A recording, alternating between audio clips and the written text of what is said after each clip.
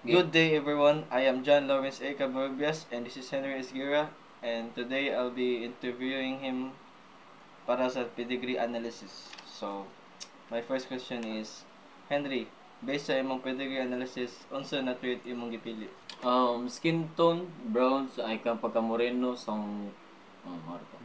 And asa man na trait nimo na inherit?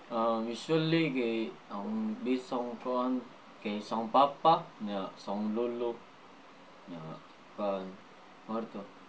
Sige. Nakatigo.